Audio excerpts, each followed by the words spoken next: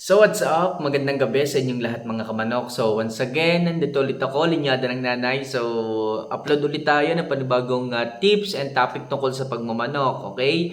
So medyo matagal tayong nawala and ngayon, ang mahalaga nandito ulit tayo. Ano? So may nagtatanong sa comment section, sabi niya, Idol, pwede bang topic naman next video yung tinatawag na Vitagen, okay? So yung Vitagen ay supplements po ito na ini-intake ng mga tao. So pwede daw ba ito sa ating mga alaga? So yan ang ating pag-uusapan mga kamanok sa videong ito. So ito na naman ay isa na namang supplements na ginagamit ng tao. Then ipapa-adapt po natin ito sa ating mga alagang mga manok. Ano po ba yung maaaring maging benefits?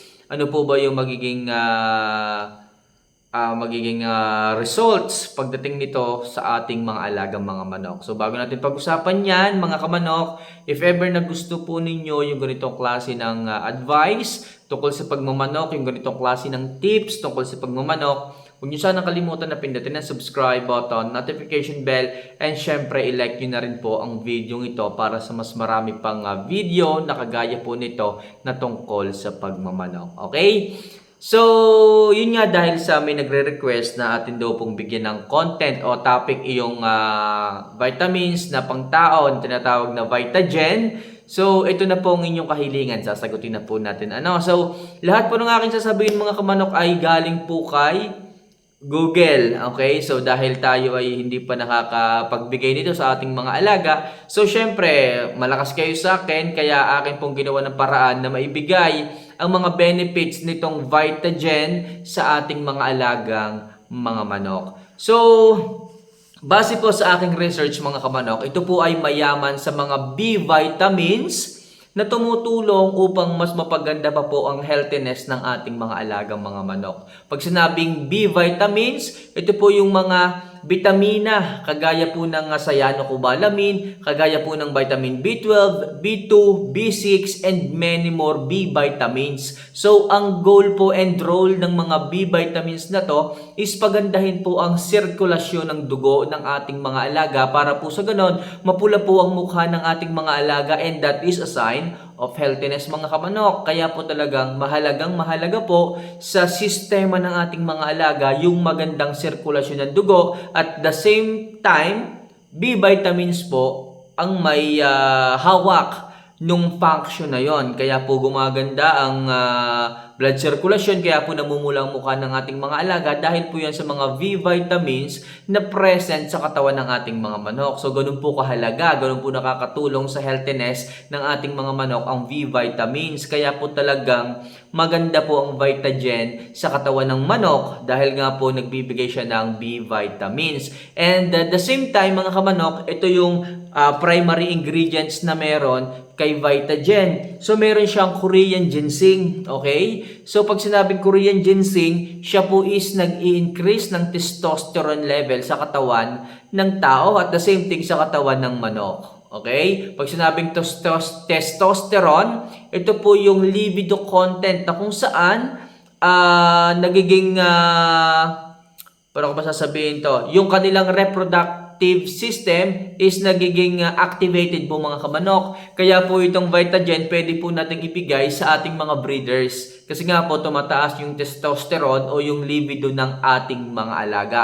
Which is maganda po sa katawan yon kapag tumataas. Kasi po nagiging matured po yung ating mga alaga. At the same thing po pwede din po ito sa ating mga stags, sa ating mga baby stags para po maaga pong ma-develop yung kanilang maturity. That is, galing po yun sa Korean ginseng siya po yung nag-increase ng testosterone. At the same thing, kaya rin pong mag-prevent ng cold o para po makaiwas sa sipon yung ating mga alaga. May kakayanan din po itong si Korean ginseng na makaiwas sa pagkakasipon yung ating mga alaga.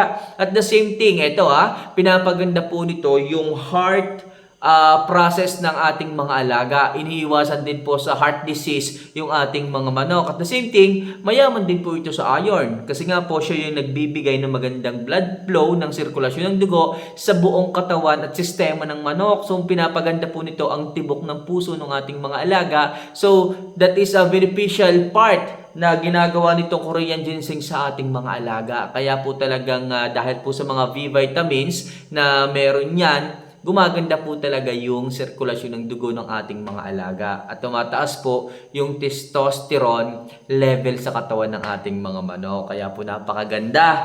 Kaya po napakaganda rin itong Korean ginseng sa katawan ng ating mga alaga.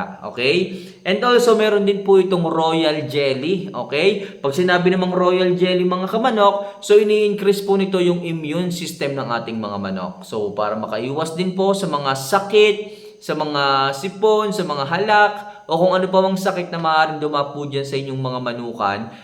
Okay? Meron po itong royal jelly. So, siya po yung nagpo-protect sa katawan ng ating mga alaga para po makaiwas sa mga sakit.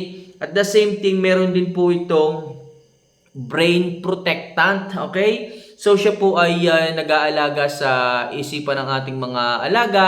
So, pinapaganda po ang memory, ano ba tawag doon? Pinapaganda po ang kakayanan na mag-isip ng ating mga alaga. So, bukod po kay Korean ginseng, meron din po siyang royal jelly na tumutulong naman po sa immune system at the same time sa brain development ng ating mga manok. Kaya po talagang napakaganda at tumatalino po ang ating mga alaga.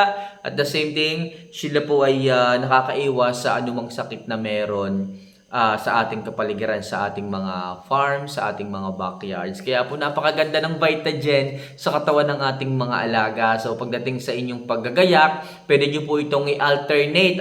So hatiin nyo lang po para sa ganun is maka-occupied naman po yung manok doon sa vitamina na inyong ibibigay. Or else pwede nyo pong tunawin sa sa tubig at saka nyo ipainom sa inyong mga alaga. Alright? So, yan po yung aking mga datas na nakuha. Yan po yung mga information na aking nakita sa Google. At isinare ko lang po sa inyo ang possible na benefits na makukuha ng inyong mga alaga pagdating sa Vitagen. Okay? So, sa mga interesado dyan ng mas marami pang tips and beneficial video tungkol sa pagmamanok, don't forget to click the subscribe button, notification bell, and syempre, i-like nyo na rin po ang video ito para sa mas marami pang video na tungkol sa pagmamanok na inyong matutunan. Paano mga kamanok? Hanggang sa muli. See you for our next vlog.